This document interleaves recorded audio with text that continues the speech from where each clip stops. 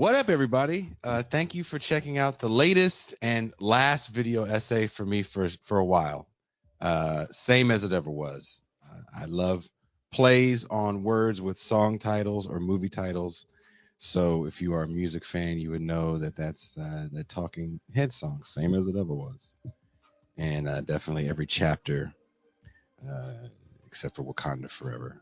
I had to do a Wakanda Forever chapter in that video essay.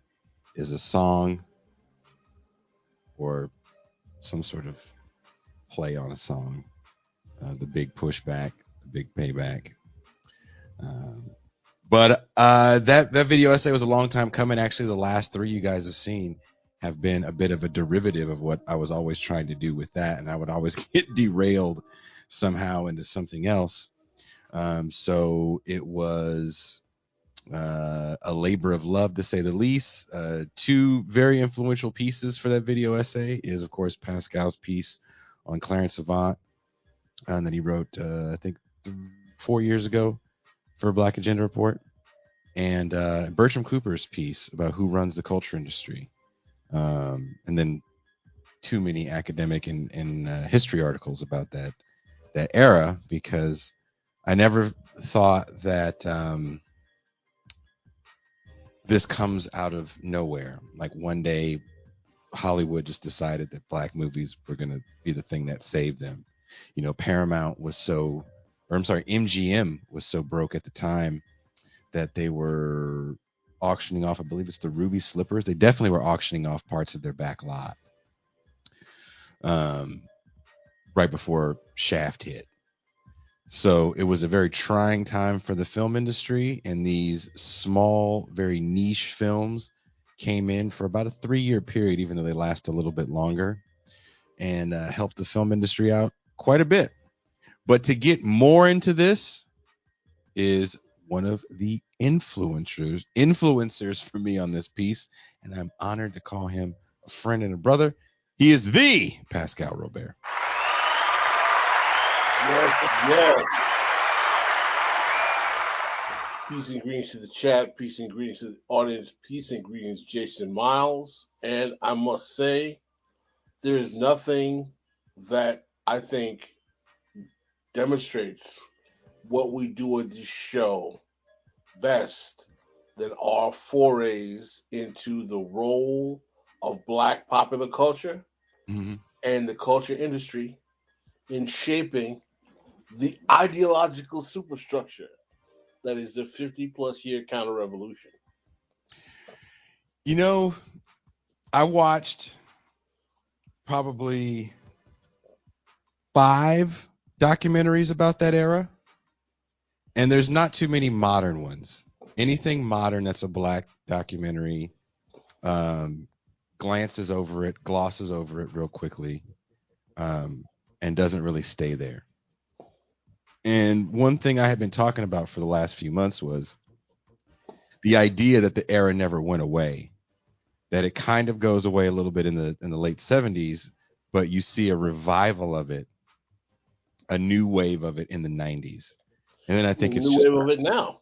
yeah. Oh, we're definitely seeing it now. The glorification of these revisionist 80s crack era shows and movies.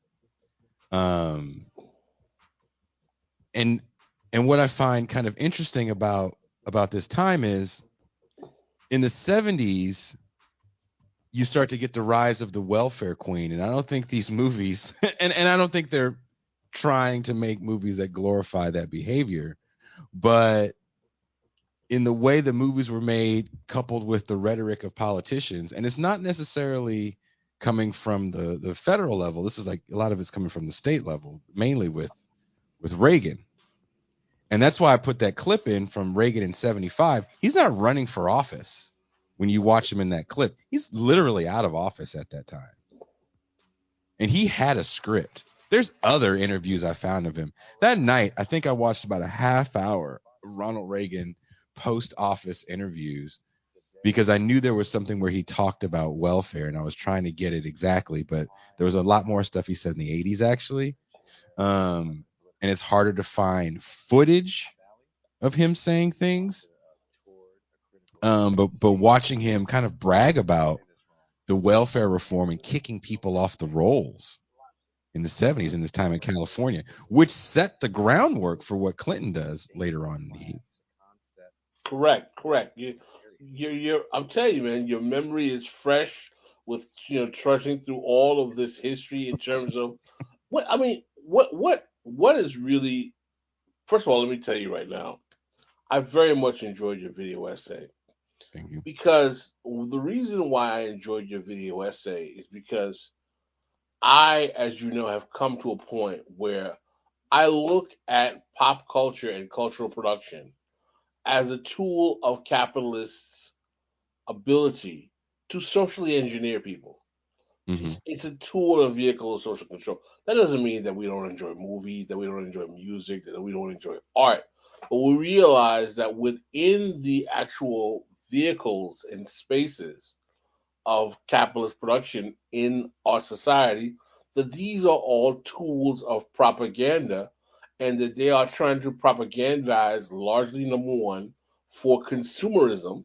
That's one thing they definitely want to propagandize us to do is to go out and buy things to maintain the saliency of the economic paradigm. And number two, they want to propagandize us into conformity with the normal function of the system as being the proper way in which things should be expected to work. And that the choice and the chance of believing that there's anything otherwise is ridiculous.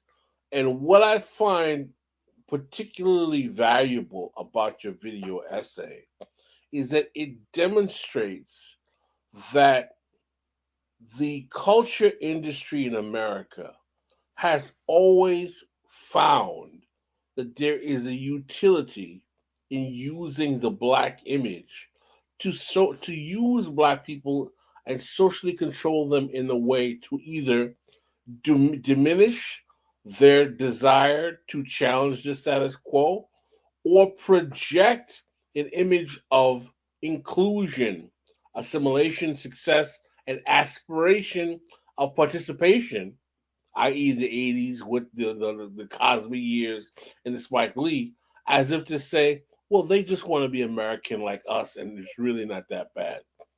Mm-hmm. So, what I like about the video essay you showed today is that it shows how the consistent trend through Hollywood, which, as we know through our research, right, is an institution and industry that is not divorced from working with even intelligence industries in terms of how they shape narratives in Mm-hmm. film. We there's tons of research and scholarship that talks about how even if the intelligence industry is invested in shaping films and narratives for years.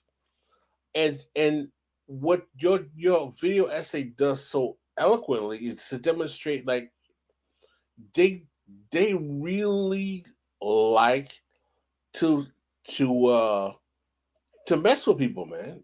To really to engineer. And by the way, this is not only done with black people. Let's make this clear. They now with black people, it's done largely, sadly, because they're able to play on this kind of internal desire for recognition, this racial vindicationist need to be validated, Mm-hmm. and that comes out of race relations, right? Because as long as you have race relations, you have a black community that is the other. And the other has to be found to have a way to be able to be integrated into the normal functioning of society. And as long as you have the other, the way you relate to the other in the race related format, race relations format, has to be negotiated on the terms of the ruling class. So I applaud you in doing this because it made me all kinds of things just popped in my mind, and in terms of how we really are still at a stage where we have to have these kind of mechanisms that exist in our society, where just socially engineering results in terms of people's worldview are still precipitated by recycling all of these old, just dried out, ridiculous notions. Look at how and the way in which black capitalism, black excellence, black girl magic, all of these things, all of these kind of race reductionist tropes are being charted out to channel black social, political, and economic behavior in a way that neutralizes any kind of challenge to the overall functioning of the economic normal standards of production in American society, so that there is no challenge to those things at all, but people buy into a more normalized status quo agenda. And it's pretty sick.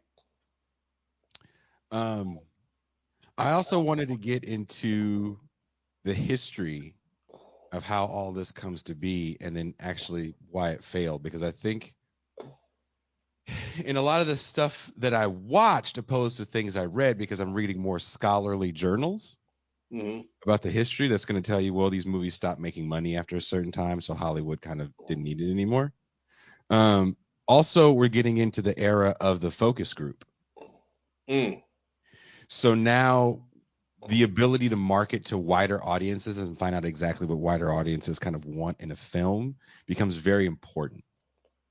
And one of the big blockbusters of the 70s, one of the first really big ones was Close Encounters. Really? And before they even made Close Encounters, they made another movie called like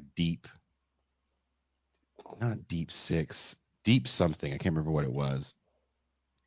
And that was like super focus grouped, super marketed. And they're like, we're going to try this campaign of saturating the hell out of theaters, playing it everywhere. We're going to have it all over TV. We're going to have it all over radio. We're just going to saturate, saturate, saturate, saturate.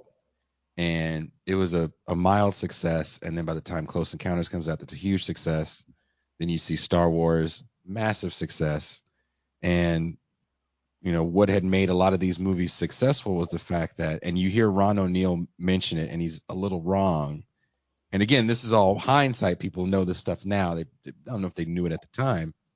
Ron O'Neal made a comment that he felt that white people were going to go see Superfly, and I'm sure white people did go see it. But what was making all the money for movies like Sweetback and then Shaft was the fact that deindustrialization had left these urban centers where there were still large movie theaters pretty much just with a bunch of poor black people in it. Mm-hmm. And it's not like before this era, black people weren't in movies winning. One of the things that Melvin Van Peebles constantly says up until the day he died was that his movie is the first movie where black people are winning, where they defeat the man. And I don't know if that's necessarily true. Um, Maybe an urban portrayal.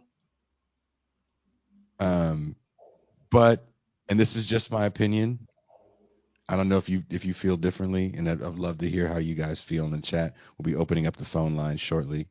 But Melvin Van Peebles to me felt like an artiste and definitely a contrarian. And the image of black film was very refined and dignified, and a lot of things that he had done early in his career was very antithetical to that. And I never felt Spike Lee wanted to be another Melvin Van Peebles. I felt like that whole Fort Greene crew that Spike Lee comes out of were trying to show the refined and dignified side of black life, because it literally got eviscerated in the early 70s. And depending on what you read and who you talk to, blaxploitation really only lasts from about 71 to 74, even though there are definitely movies that are made after. What comes in the wake of blaxploitation, I don't even know if you know this, Pascal, is the blaxploitation karate film. Wow, we're talking about what's my man Jim Kelly? Jim Kelly, yeah. I remember Jim Kelly. Jim Kelly was a bad. Shut your mouth. Jim Kelly was such a bad actor in the first movie he's in, which is a Western. I can't remember the name of it. They made him a mute native because they're like, the best way to keep him from having to talk on camera is just make him mute. He got a little better as he kept doing film, but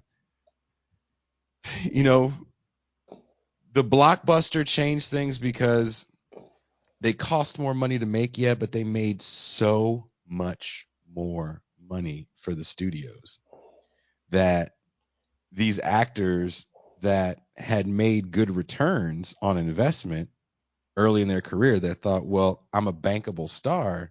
It's like, you're a bankable star to a small audience. You're not a bankable star to a wide audience.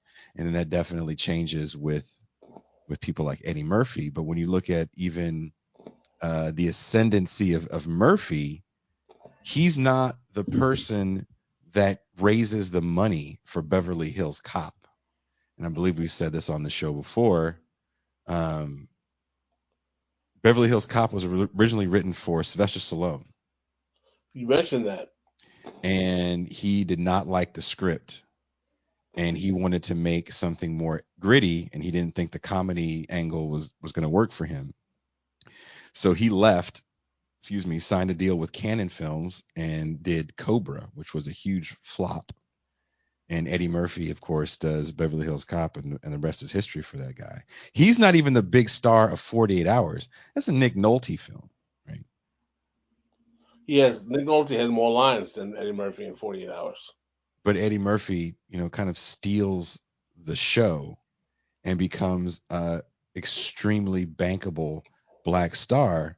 But in this era, he's kind of the only one. Bill Cosby doesn't have a good transfer to film after the success of the Cosby Show. He makes a really horrible film called Leonard Part 6 that did not do well at all at the box office. Well, what's really fascinating is how we go from the 70s to having so many ones to the 80s where we only need one. Representation, right? The whole we only need one now is enough. Like, we don't want too many. We just need one. But also, too, you also have a lot of black people. So a lot of the cries, this is also what's really interesting about this time. So again, when you go back and hear the complaints of the actors of the 70s, and I'm so originally, guys, I'll be honest, originally I wanted to air you guys a lot of the stuff that didn't make the movie, which was my favorite part, which was Monique saying, oh, I don't know anything about the ghetto. I was raised in the suburb. I'm middle class. Take that back. I was upper middle class. I'm so sorry. It's all that's on another computer. I didn't have time to transfer it over. But there's a lot of black people that the complaint is like, well, there's not enough of us in the studios. We're not producers. We're not this. We're not that. There was starting to be a lot more black faces in production that were in the studios actually making legitimate moves in the probably starting in the 60s. So by the time you get to the 80s, there's some black men in positions of power. Barry Gordy in 85, is it? Makes kind of an homage, if you will, to blaxploitation with The Last Dragon. I remember that. But those movies have kind of such a negative connotation because now the 80s are really an era of respectability. Well, don't forget, we also have the proliferation of capitalized black popular culture in the 80s as well. Like, not only in terms of film and entertainment and music videos, athletes, sports, it's really where like black popular culture starts to really kind of cake off in terms of its valuation relative to other historical eras and periods of time. And I think that's really when you really start to see how black culture as a vehicle of of valorizing or greenlighting American value systems overall becomes really much more replete, particularly with vehicles like the Cosby Show. It's really interesting how Cosby, which comes about in a period of total reactionary politics, becomes the endemic image of the American black family at a time where black people are disproportionately suffering the adverse effects of that same political administration, but yet they are turned into the avatar of the poster child of what is familial success during that same period of time. Yeah, I mean it's a complicated era, right? Because we're also seeing the rise of a black middle class. Correct. There's more black millionaires in places like L.A. than they've ever had before in this same time. But that doesn't mean, like you said, that every black person is doing well. The vast majority is not doing well. But that is not the image that we want to portray in this era, right? And what's interesting to me about Spike Lee and the rise of Spike Lee, he's a horrible interview. And I just want you guys to know, getting those little clips that you guys got of Spike Lee was hard because he didn't talk much. He was very, very aloof and kind of shy. I think he tried to play coy, if you will. And he's a shitty interview. And mainly because I think he's a little offended at the way questions are thrown at him. Because I don't believe he wants to be the black filmmaker. I think he was an artiste in his mind that makes these films. He's Black Woody Allen, if anything. And he makes She's Gotta Have It, and everybody loves She's Gotta Have It. I don't know if you remember the hype around that. Do you remember the hype around that? Yeah, I remember. And then School Days comes out, and it didn't hit the way I think he thought it was going to hit. It was a success, but there was definitely a lot of black people that watched it that were like, I don't get it. What is this, a musical? But again, he's telling his story. And it's a side of black life that, for the most part, we haven't really seen probably since the 40s or 50s. Hell, even the 30s. It's definitely a side that you haven't seen exhibited in film in that particular way. I mean, it's definitely a kind of view. But I mean, also remember, this is post 60s, post Black Power, where so much of Black cultural production is either oppositional or trying to act like there was no opposition, right? So he's coming at a time where there are strong currents of Black popular culture and Black people who are, we just want to get paid and participate in this system. I mean, it's not an accident that in '87 you have Ebony magazine with that magazine cover where you have the black middle class. Are you in it or are you not? I mean, there was definitely a strong sense that cats were like, we have arrived. And I have a long memory when I see those things because when I hear folks today talking about like, yeah, we need reparations and they're like we've never been done right. I'm like, well, I remember in the '80s when cats were like, we have arrived, the new black middle class. If you're either you're down or you're not, and it's just like it's it's interesting for me watching black folk go through political changes in terms of the rhetoric of the day, the rhetoric du jour. I was telling a friend of mine today, I was like, "Yo, it's like 1972 black politics are all in chic, all over again. It's like reparations and a black agenda." I said, I guess you guys really didn't realize it is the 50th anniversary of the Gary Convention in 1972, and it's just all black in power again, black in play again. Well, and to that point, right? In the 20-year anniversary of Gary, you start to get these hood movies. And I think the backlash to Lee, and this is where Lee gets really interesting to me. Do the Right Thing, which is a movie I'm not a huge fan of. I've seen it. I'm not even trying to be funny. Probably like 40 times. And until I watched like a documentary about it, I didn't know it was supposed to be a ghetto because it's just so vibrant and colorful. And to me, it seemed like people didn't really have problems. I was like, I guess this. I thought New York. To this day, every time I go to New York, I always think of Spike Lee movies. I'm like, New York is just like the happiest place on earth to me. Fuck Disneyland. But he makes a conscious decision not to put drugs and do the right thing. Because again, still he doesn't want to be associated with, this underclass ideology. I was talking to Aunt after the show, and she was joking about how Spike Lee and his crew, was it Saul Williams and Rosie Perez and the Hudlin brothers, like those dudes were like gentrifying Fort Greene in the 80s. Mm-hmm. And so when you think of Spike Lee, now people have definitely negative thoughts on him, but the last thing you would think is gentrifier, because he was the cultural signifier of this is black life. Spike Lee is giving it to you raw and uncut. Here's School Days with EU and the butt scene. And, what was interesting to me about School Days is you have the main character, Larry Fishburne's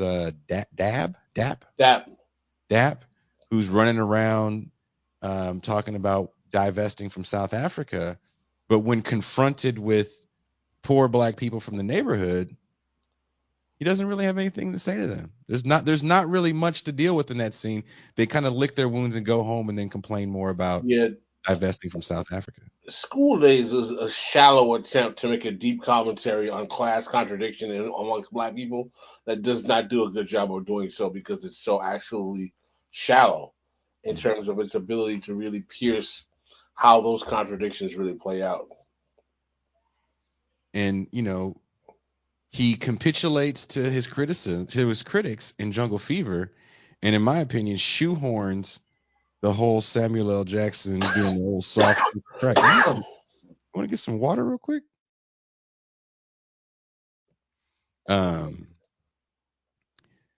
So it's I think Spike Lee definitely is a beacon to up and coming filmmakers, because film school is still a thing, and John Singleton is definitely a derivative of Spike Lee.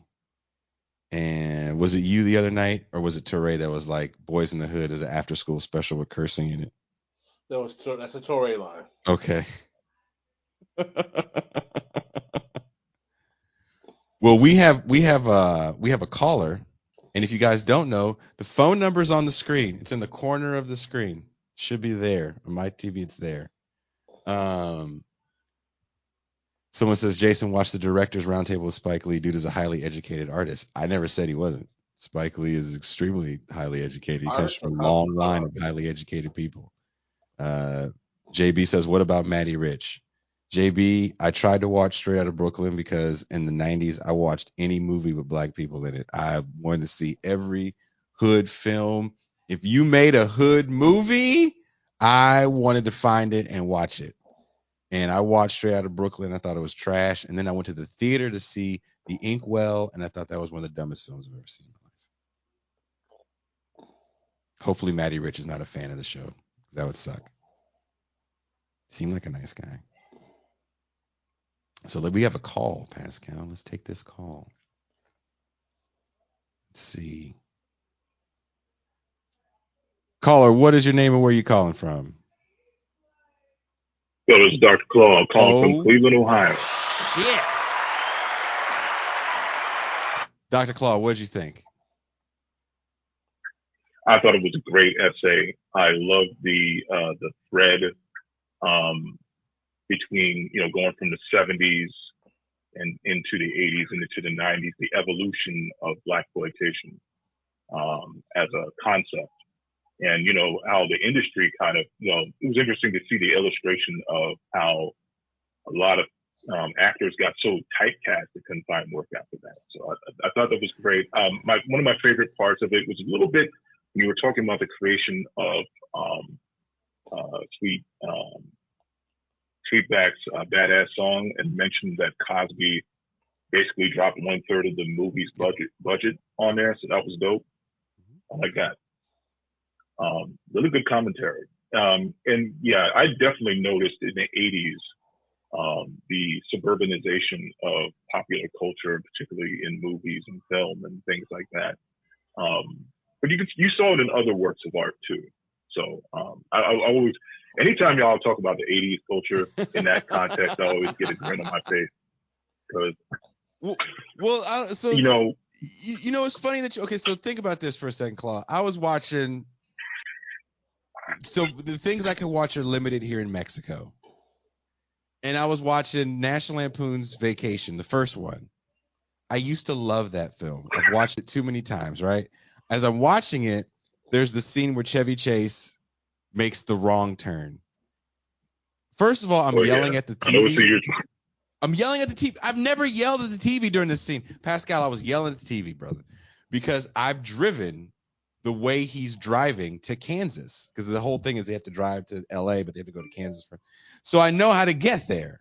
It's a pretty direct shot on an interstate, and I'm getting all pissed off as I'm watching it, because I'm like, for them to go to St. Louis was so unnecessary.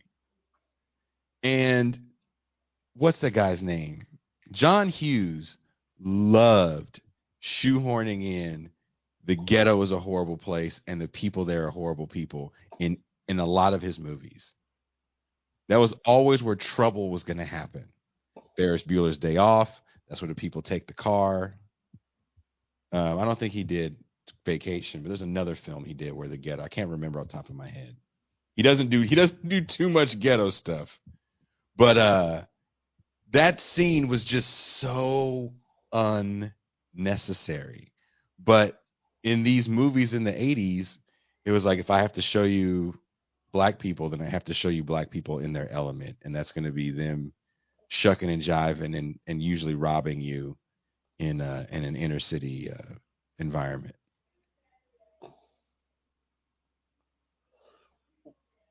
Yeah, I knew exactly what scene you were going to mention to that, because one of the movies of that series that I had seen in the last few years was the Christmas Vacation movie.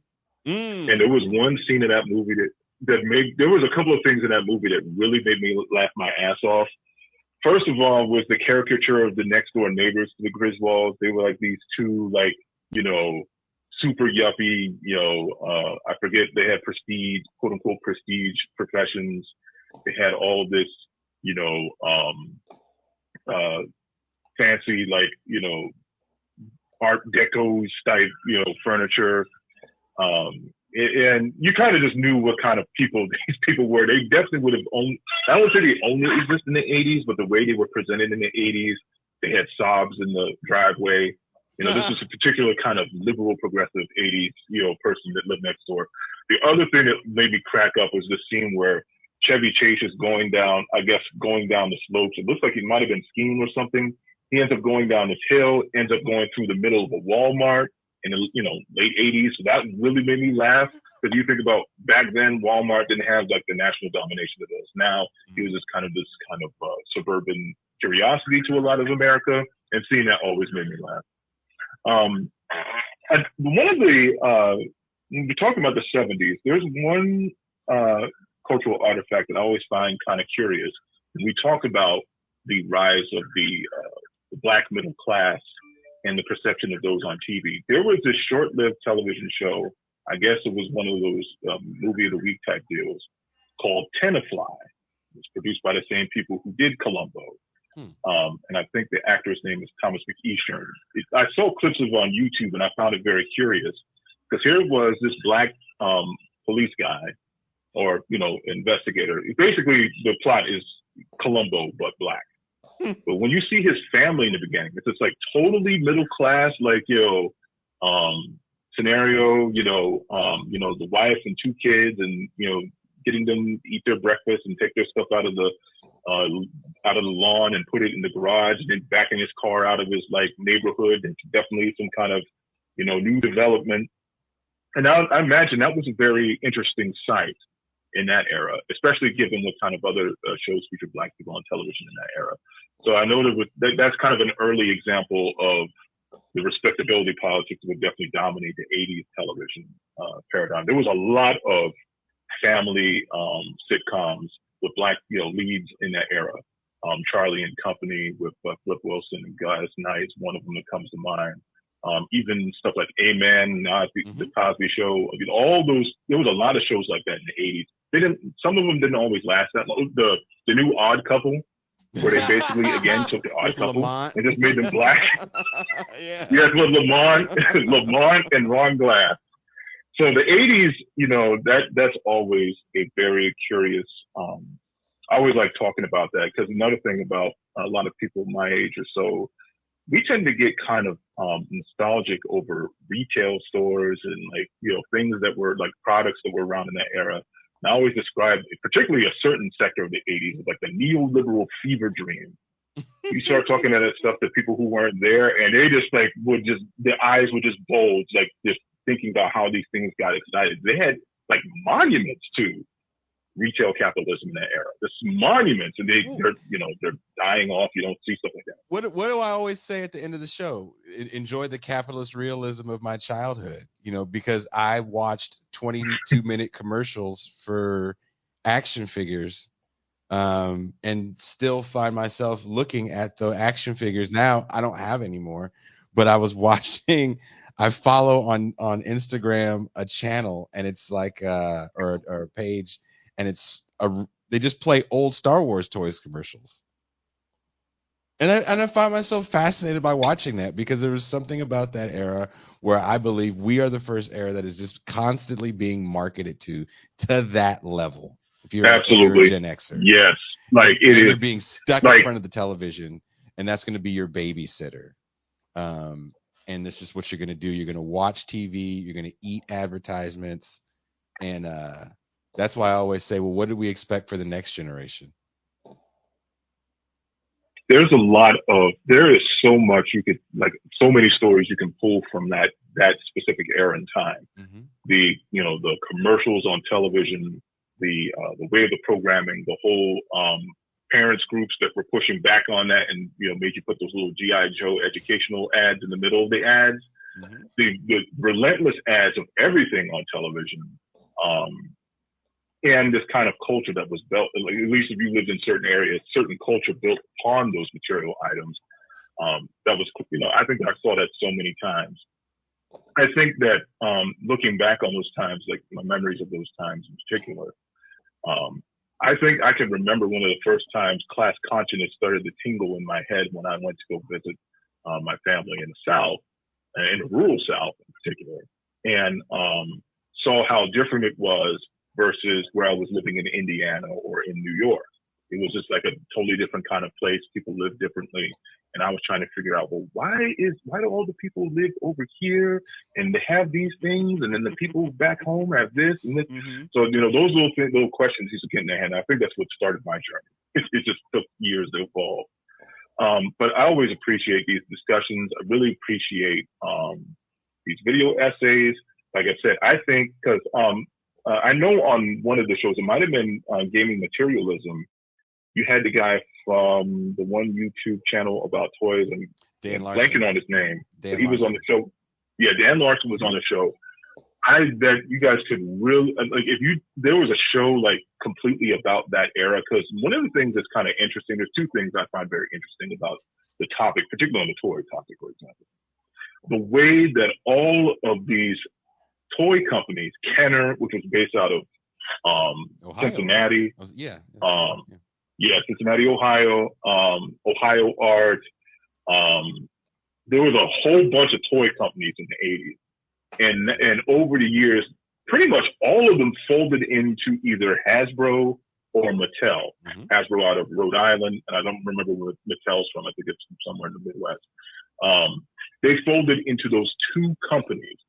And Hasbro is kind of like the Disney of toy owners, because they have all of these IPs from the 80s and beyond. Like all the board games, Star Wars, all of that Transformers. Stuff. That's an interesting topic. Yeah. As Dan Larson says, so Hasbro, they had, until all are one. Yeah. That's their motto, until all are one. Hasbro until all are one. Dan jokes because Hasbro owns everything. They own Voltron. They own Claw's not the Ninja Turtles. Ninja Turtles. Yeah, Claw's not making a light statement. Hasbro owns almost every major property except for Barbie. Wow. Yeah, and the Mattel, like if Hasbro doesn't own it, Mattel does. Yeah. They own GoBots. The big, biggest Tonka, the company that made GoBots, they own them too. So it's kind of funny to see like the factions that were bred in the age of ultimate like neoliberal fever dream are now under the same like umbrella as under monopoly capitalism. The other topic that comes out of that I find absolutely hilarious, because they own everything, and because people that were kids in those times are now old people that may have some disposable income if they were lucky enough to hit the lottery in their adult years, the employment lottery, I mean. There is a huge collector's market for recreations and big time recreations of these old toys from every IP you can imagine. I mean, and I've seen the prices of these things. Being a good friend of mine talk about those. I'm like, man, I don't know. It's marketed towards who adults. Is keeping this business? Yeah, it's marketed. Right. It's marketed towards adults. I don't adults. know who is. And the fact that they can turn a profit on this, man, I'm telling you, that's one of the frontiers of monopoly capitalism. They don't really talk about. I mean, so much comes out of this, and I know this kind of spinning off this whole corporate. I do have a question for both you and Pascal, though. Mm-hmm. Would you consider like the Cosby and other like sitcoms of the 80s that are in that same vein, that were trying to be the new Cosby, sort of in the same paradigm of blaxploitation, the respectability side of it? I think. What do you say, Pascal? I mean, all of it is based on projecting a unified notion of Black identity that is supposed to be authentic for the purposes of socially controlling expectations. So there's always some type of exploitation, if you will, of this kind of illusion of Blackness. I was talking to Jason about this when he was still producing his video essay. One of the things that's always the most fascinating about all of these shows, in all of this time, and how obsessed people are with Blackness and depictions of Blackness, is how people fail to realize that Blackness as a concept in the Black consciousness was incredibly a new thing that didn't even really exist in the 50s. That Blackness as a cultural and social identifier really takes off with Malcolm X, and really much more into Black Power with the Black Panther Party. But in the early 60s and the late 50s, you got to remember, there were people who were still priding themselves on being the new Negro, which is a new Negro movement. It's something that goes back to the early 20th century.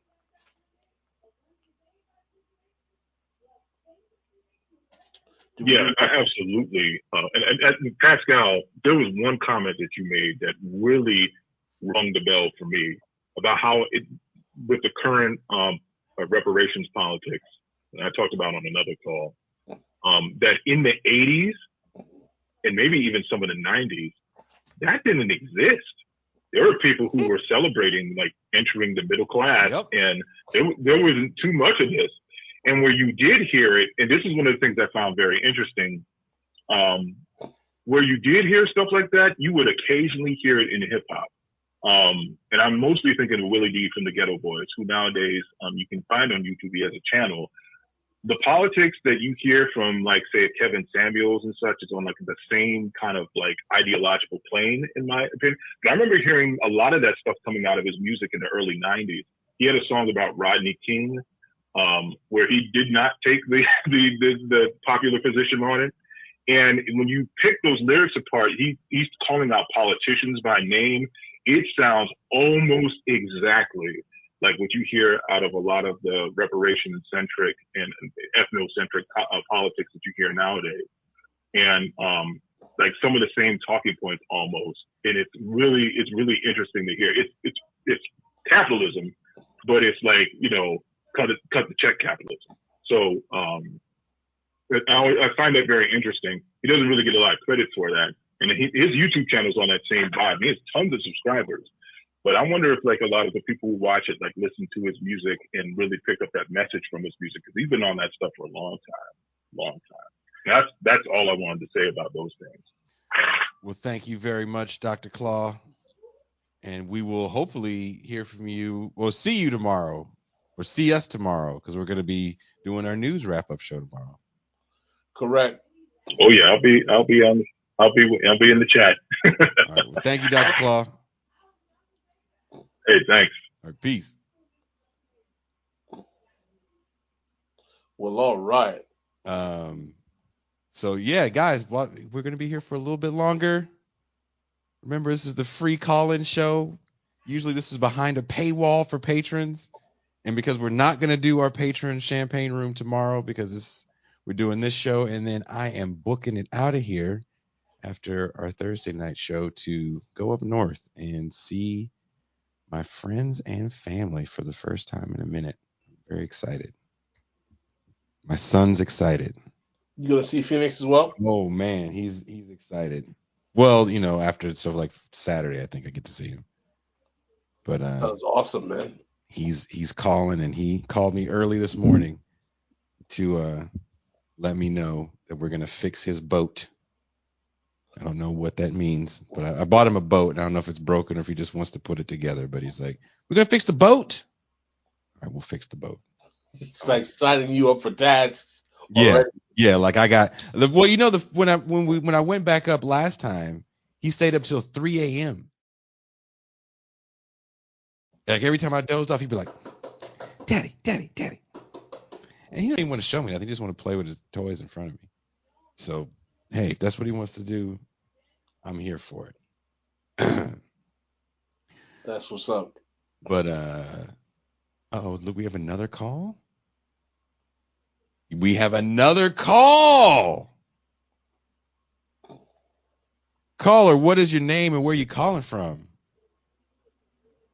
Yeah, this is Evan Gillian. I'm calling from Virginia. Well, thank you for the call, Evan. Shout out to Virginia. What is your question and or comment? Question or comment. I definitely need to go back and catch the video essay. Didn't kind of missed it. Sorry about that. But one thing that stood out to me was Pascal's point talking about how I can't remember specifically. It was primarily on how Black cultural production was used in trying to incorporate black culture into the accepted group, if I'm remembering correctly. In the 80s, yeah. You wanna get clarity? Yeah, we're talking about how shows like the Cosby Show were used to incorporate Black cultural production into the expectation that it was a part of the normal American value system. Yes. One thing that really pointed out to me when you talked about that was it was really thinking about it really pointed out to me particularly about the play Hamilton on Broadway, particularly in how in regard to it being colorblind casting and casting a lot of actors actors of color. In one respect, if you ask say the person behind it, it's in a way of incorporating Black and brown people into the history of American history, saying this is also our history, and it comes to me, and it kind of stands out to me that a play like that, that a musical like that could mainly only been brought about in the Obama era, in where you saw a lot more of the lot more of the Black excellence rhetoric being brought to the forward, as well as the Black respectability in the Obama administration at the time. And that was just something that point out that I thought about. Very, very, very astute observation of yours, without a doubt. How at the same time you have Obama being incorporated into ruling class functionality, you have this play Hamilton that is a kind of like absurdist kind of narrative where you have Black folk who are literally during the period of plantation slavery incorporated into the ruling class. So it's an interesting kind of play on how race is incorporated into the overall functionality of American society at a high level. Yeah, that was very, very stood out to me in the same way, because I don't want to drag this too long, but particularly in my point growing up, there was a lot of talk of representation, particularly in popular culture, say it be geek culture, which I know Jason might be more familiar with, especially now, if you look in pop culture with the rise of superhero culture, and it was just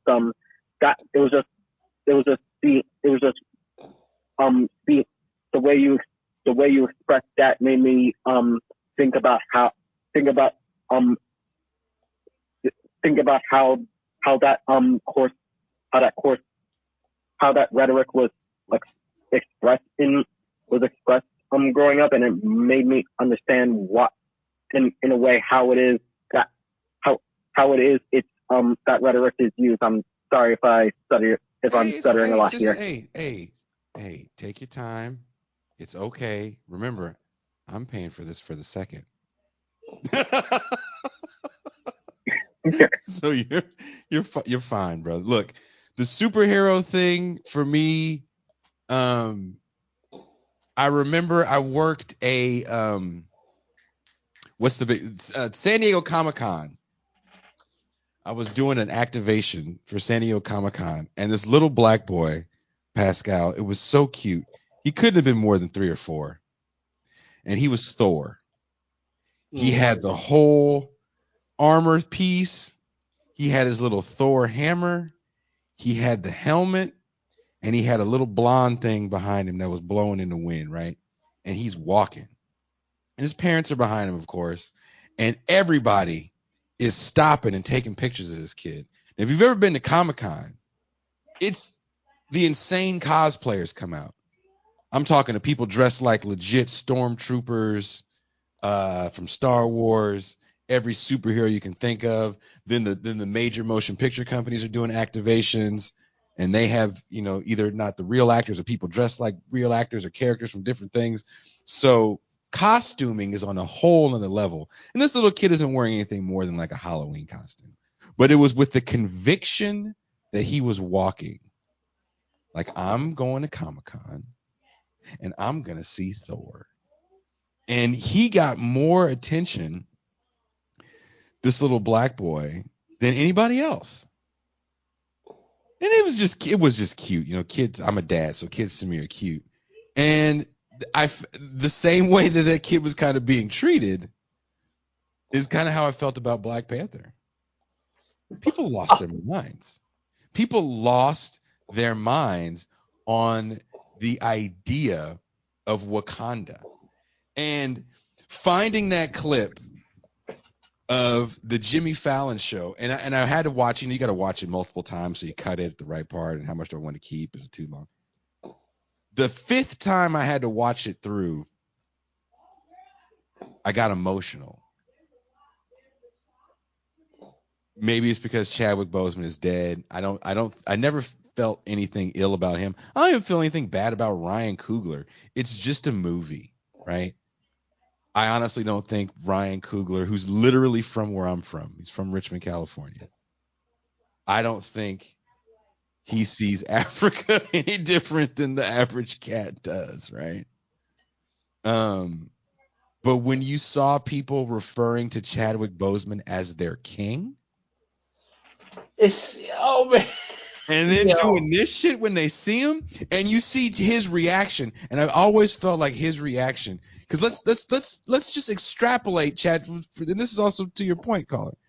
Chadwick Boseman played 2 of the most iconic Negroes in the history of Negrodom, at least in the 20th century.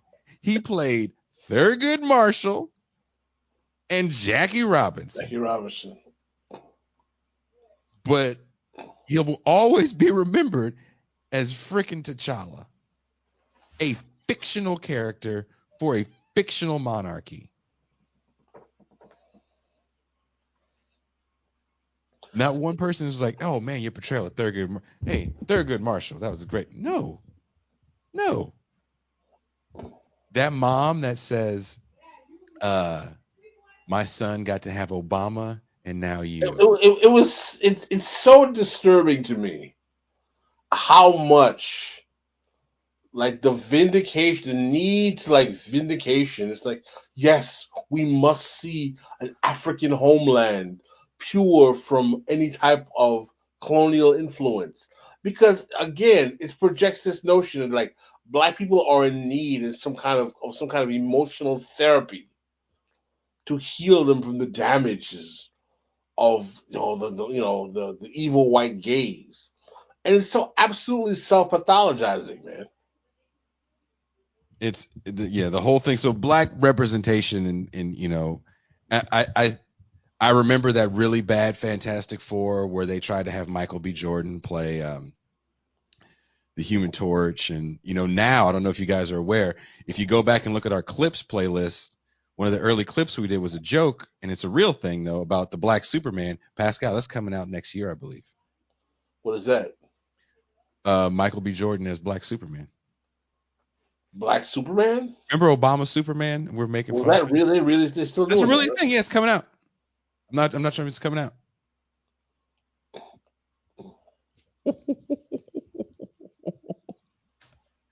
So when the caller talked about representation, it's like, well, now you're gonna get an ass full of it. You're gonna get a bunch of woke. You know what you're gonna get. You know what I see coming. And I need you guys to help me because I'm feeling sad. If y'all see me in California this weekend, just give me a hug. Chesa Boudin getting recalled made me sad because I met Chesa on in few different occasions, and he's always been super cool, right? And he got recalled for doing what he said he was going to do. And I feel like we're moving in an era where that moment of 2016 where people were really feeling collectively good about we were going to vote in people and we were going to go for programs, we were going to be about the idea of socialism, got lost in a fetishization of politicians. And because of that, there's going to be a failure because none of these guys had any movements really behind them because there is no movements. And now we're falling back into just a shit ton of anti-racism.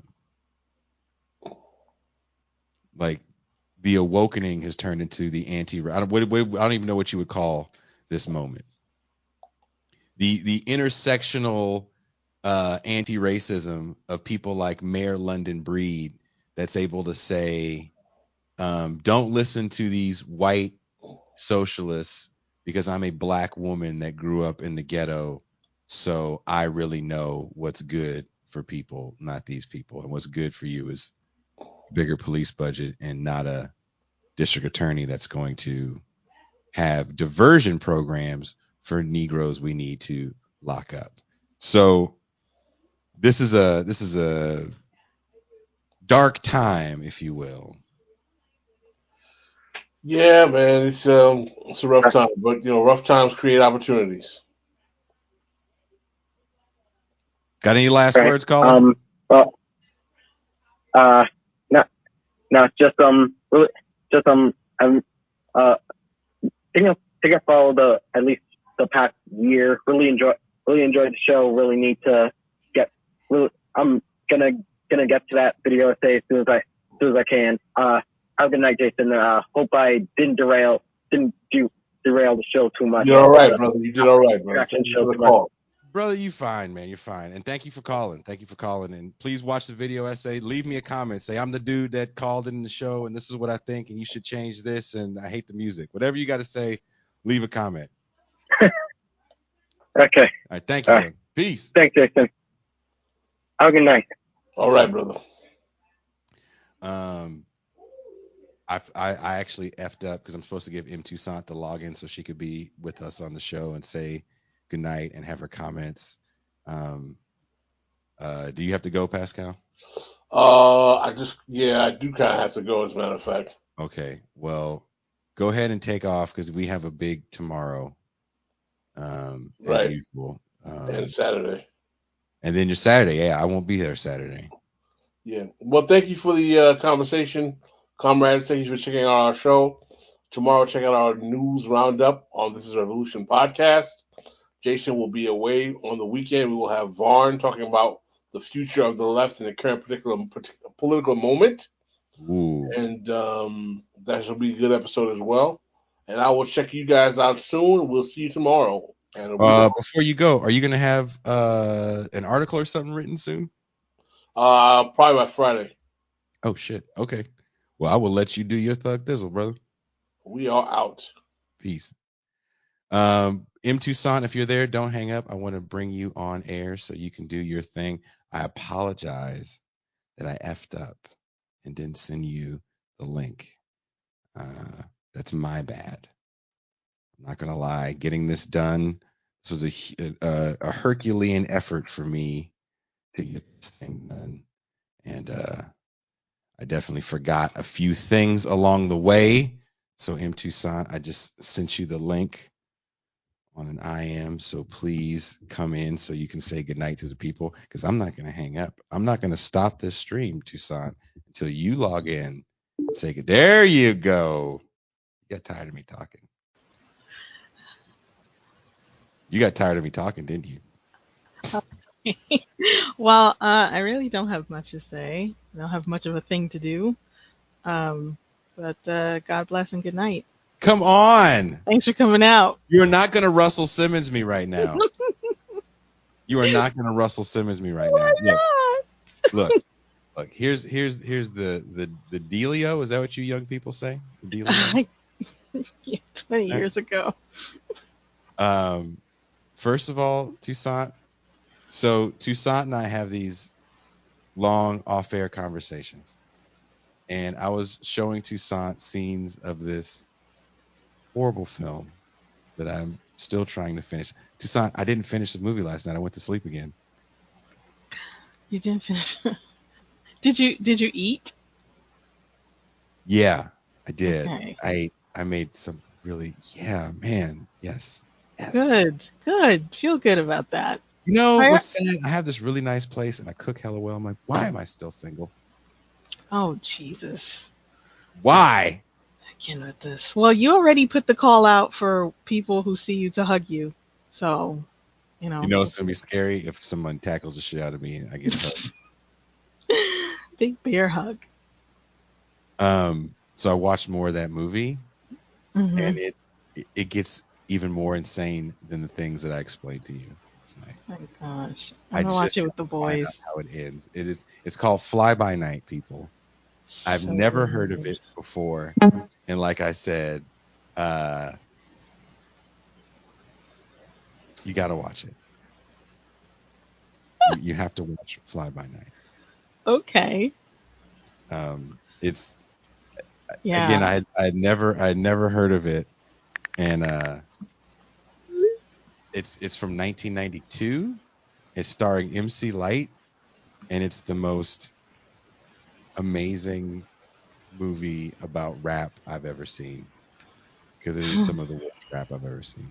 And the rap M Toussaint doesn't get better. It doesn't.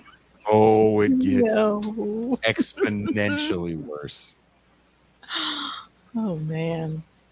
Like, you know how you think you've seen it all? No. That the clip you showed me, I have never seen that before in life. I've never seen anything even remotely close to that. Like, who does that? Who thinks that up and puts it in a script? Who does that? Unbelievable. Like, they do things in that movie, and I'm like, who does that? Yep.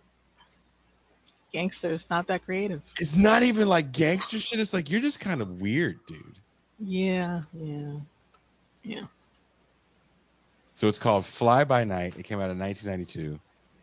Check it out. Leave me a comment and tell me what you guys think about it if you watch it, because I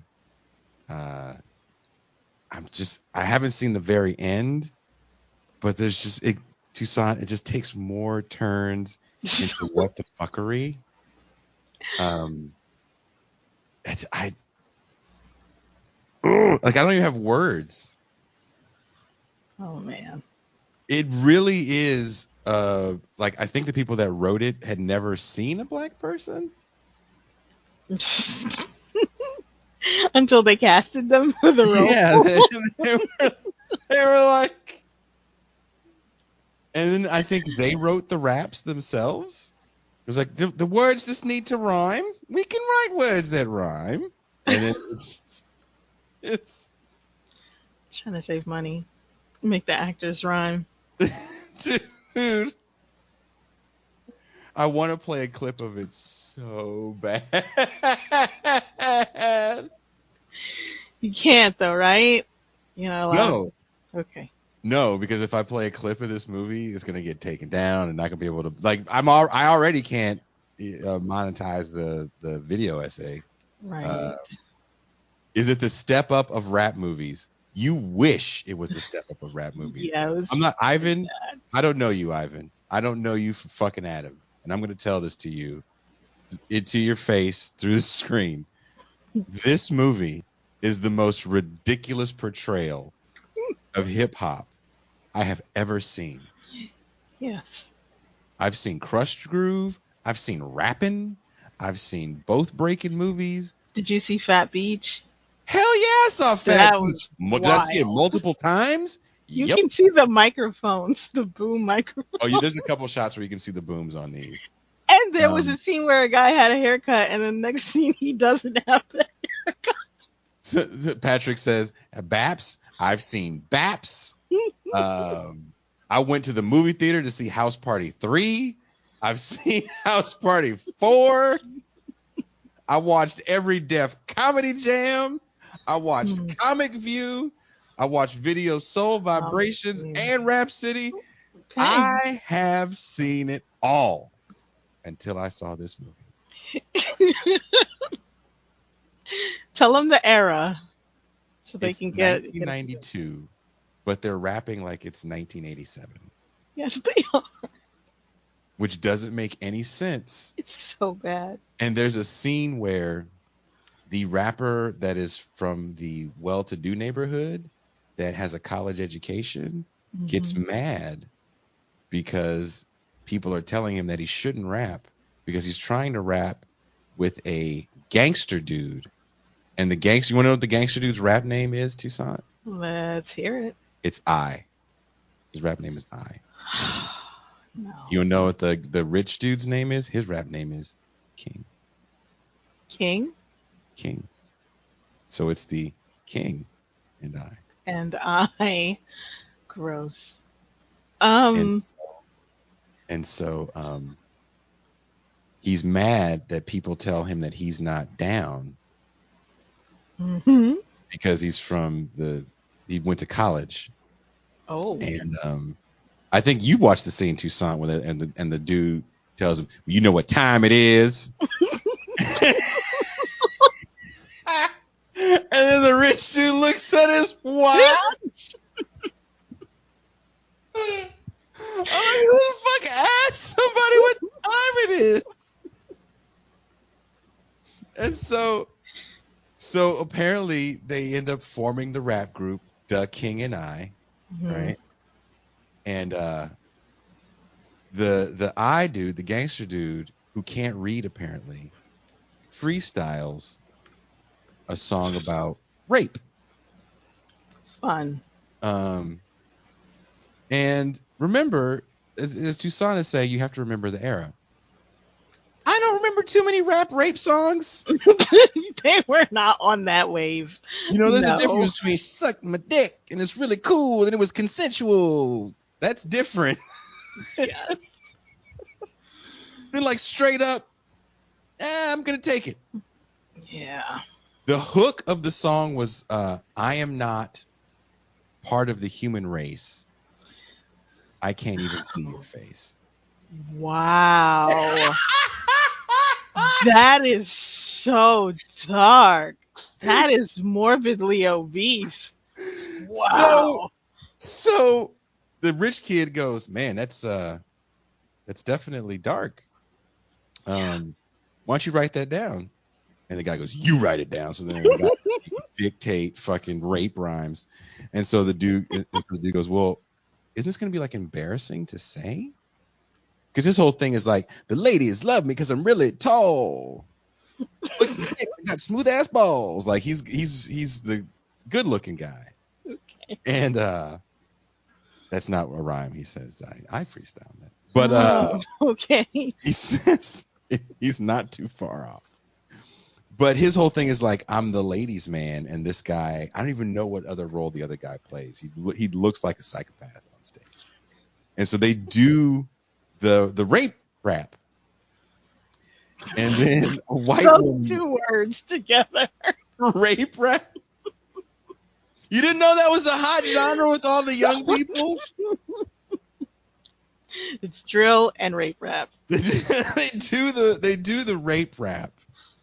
And what's funny is there's another actual rapper who has this 40-year-old white DJ, and I'm still trying to figure out their relationship because they don't explain it in the movie. He looks like a straight up dad. He looks like, no offense, I know you're a father of 27, but that dude looks so out of place. And they don't explain it in the movie. They don't explain it in the movie. So anyway, when those guys rap, they actually make like music that sounds like music of that era. It's not good, but it sounds like music of that era, and people in the club are dancing. Yeah. When the dudes, the King and I, do their rape song, people are moving their heads, but they can't even pretend dance. And so as the rich guy that's not from the hood is doing his rape rap, he just looks hella sad. He's like seriously making a sad face. And then a white woman walks in on a date. And this scene in this movie, like, please, I want you guys, please watch this movie and give me your critiques of it as well. He walks in. She walks in with her date, who's a white man. He looks 40 as well. It's almost like we're looking for a 40-year-old white man to do teenager stuff. He walks in with this younger white woman, and she's dressed kind of like she just fell out of a Madonna video in 91. Mm-hmm. And someone says, do I watch Fly By Night stoned? I would say watch it sober, because if you're high, you're not going to believe what you saw. Yeah, that makes sense. Just from the clip I saw. Yes, that makes sense. And if you're triggered by any sort of like trans abuse, trans exploitation, gay slurs, violence, I'm warning you now. This movie has all of those things like in the first 10 minutes. And they I make no only sense. I only saw a clip and got a fair amount of that. It's a whole salad, is what that is. It was like It's a soup and a salad. It's a lot. so like so the white woman walks in Hmm. and it's like black dudes, right? Because it's a rap club. And the guy goes, "You sure you want to come here? I got tickets to Les Mis." And she's like, "Oh, fuck Les Mis. This is where the real shit happens." And so the white guy's walking around, and she walks into this section of the club, and she looks, and it's just black dudes, big black dudes, and they're scary looking black dudes, and they got sunglasses, and they're all like, and they got pagers on their waist. They're looking black, and she looks over at the guy, and she goes, "You're not having a good time, are you?" He's like, "Nah." She goes, "You can go. It's totally cool. I've been here before." He's like, "All right, have a good night." And he just leaves her. Wow. I was scared of some of these black. I was like, why do these dudes look so mean?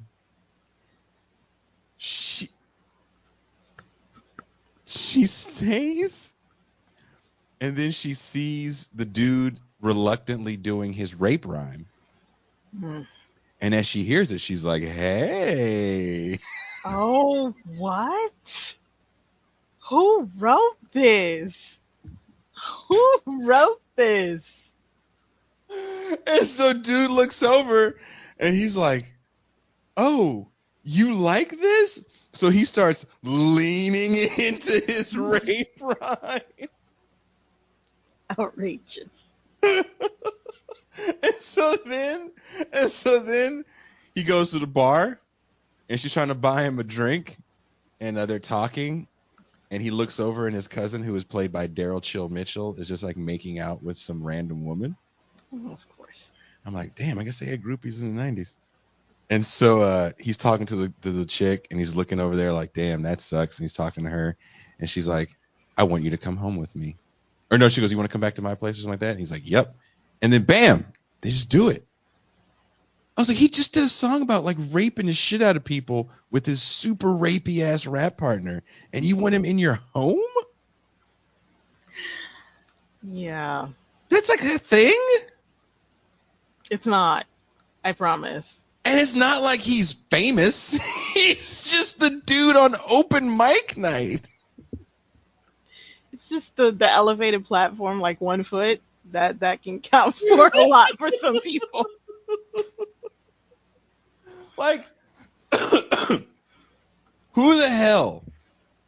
Like, who does that happen to? Dude. It's gonna look. I'm gonna go do this live thing in New York, because this movie took place in New York on June 26th. You know what's not gonna happen to me? That is not. None of us. There's not No. one person on that panel that's gonna happen to. You are gonna get platonic hugs. That's what's gonna happen. You're gonna get a ton of platonic hugs when you come to New York. It's gonna be great. I'm okay with that. I'm all for Okay. that. I'm all Nice. for it. I'm actually right now, the way I'm feeling, that would be great. Wholesome. What's not great is watching that movie. And then I guess this guy's relationship with this woman. And so after that, then she's like, "I want you to meet my mom, and I'm having a birthday party, and I want your group to perform at my birthday party." But then there's like children at her birthday party. What? And I'm like, why don't I even understand? She's So gonna Cullen do the says, "Jason, you know how many race women loved Eminem?" Eminem! Cullen, when that second Eminem album came out, I remember sitting at Coach Will Lou's basement where we recorded music, whatever year that was, 98, 99, when that second record came out. And we put that song on. "Bitch, I'm going to kill you. You don't want to fuck with me." We were like, damn, Eminem is hard. Mm-hmm. There was wordplay in that. Right. Many things he said about his wife and various ways to. I think the first 3 records he's killing his wife in various ways and his mom and all this other shit. He's definitely working out a lot of trauma in those first 3 records, right? Mm. With some cool style over great music and whatever. I'm a problematic individual. That being said, I listened. Trump says, Jason, did you have the G? I've watched the G.G. Allen story in Orlando, Florida with Jay Velarde. Shit you not.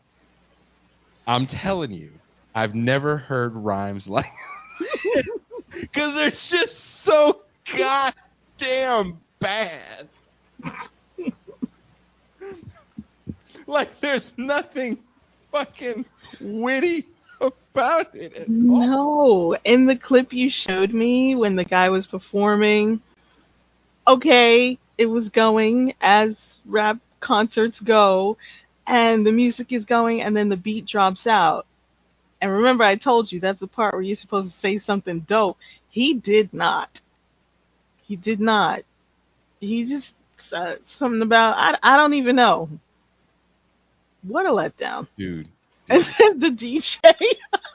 I remember, and if you watch that part, that you're like, the first thing I thought was, oh, he totally failed this audition because that's the worst verse I've ever heard in my life. And why are they doing this? And who the fuck has a rap audition? I need chat to explain group? to Jason that's not a thing. Even in New York. That? Even in New York, not a thing. You know what, Toussaint? Unless Pete Rock comes up to the New York thing and says, yo, word is bond. That's not how we get down. And then walks away. I'm going to believe that everyone in New York has a goddamn audition before they can join a group. Dude had to go to like another area of town. Mm-hmm. Some Mad Max ass part of Giuliani's New York. It was bombed out. Like, why are you even here? Yeah. When you're doing evil rape rhyme, that's probably where you're getting your inspiration. Oh, man. So part of the group, Duh King and I, Mm-hmm. that I found out, one dude in the group is a drug dealer. And he literally deals drugs while on stage. Wait. I think that has happened before. I think there are rappers who have done that. He deals, like that's his only job, is just to deal drugs. It's pretty He's not a hype man.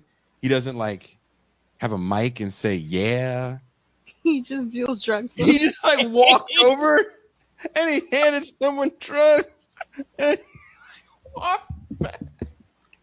Why? I was like, what do they think rap is? I don't know. Yes, Good night today. There's a real group called Duh King and I. If this is Duh King and I don't think it is. I don't know. No, this isn't them. There are some real rappers in it. Like I said, MC Lyte is the star of the movie. We haven't even mentioned any of that. I haven't seen her in the clip I saw. My MC Lyte comments. I didn't see her in the clip you showed me. We haven't even gone to that. I'm gonna watch it with the boys, and it should be a good time. I'll tell them to be sober. I think because when that news I started watching Stone, I was like, I think if you watch it Stone, it may be a much better film. I want you to have a very sober take. Yeah. Because I keep trying to watch it, and I keep falling asleep towards because I just have to see how it ends at this point. I don't even understand why this dude would want to have rap be his goal. It's 90 minutes long, and you made it a miniseries. A little bit every night. It's so weird. It's like a dream. Okay. Finish it. This movie is Like I said, I have no words for this film. Good night, Sune. He went to sleep. It's called, and again, keep in mind, I had to watch a lot of black shit for this video essay. You did. So I dove into the deep end of the pool in Negronia for this. And this movie, just I can't get out of the pool now. So Cullen says, who's the man? Cullen, I went to the movie theater with my very good friend, Lewis. I'll say his last name. And we went to go see Who's the Man in Berkeley on Shattuck Avenue. Jason's line in the comment section says 10 out of 10. Ivan is calling you out. Ivan, big time. Last night, Toussaint and I were talking, and I'm reading Toussaint the comments. Yes. And I was, but after I showed her the clip, there's comments that say the beats in this movie are incredible, dog. Like when the beats come in, when the rhymes, this is when hip hop was pure. I was like, ew. Like you live in a land where this was dope? It's comments from another movie, man. Like, yes. I don't know what they saw. Yes. This movie is like, you ever watch a really good movie and you're like, man, that was so good, and there's nothing else you don't know what to follow it with? Mm-hmm. Like if you see Juice for the first time, you're like, oh, damn, who's got the juice now? And then someone's like, oh, if you like Juice, you'll love Fly By Night. It came out right after Juice.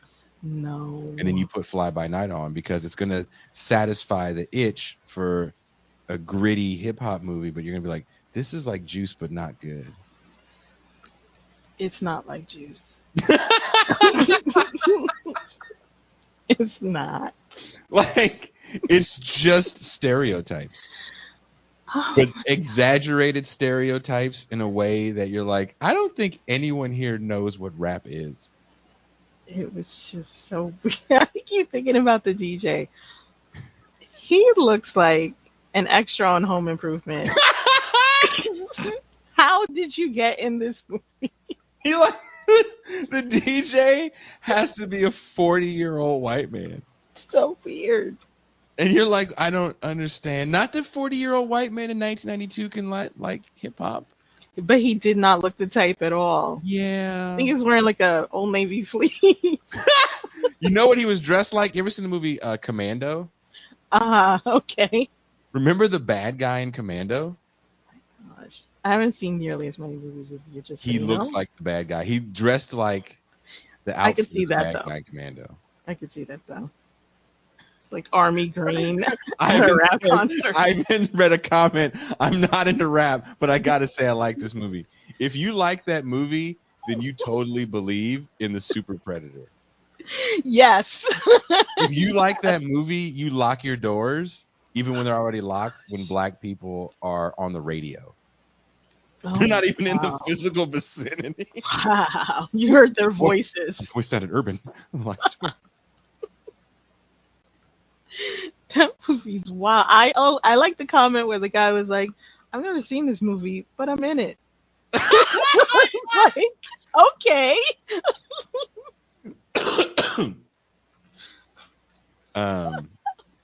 So weird. Yeah, the channel says the guy with the weird mesh tank top. Yes.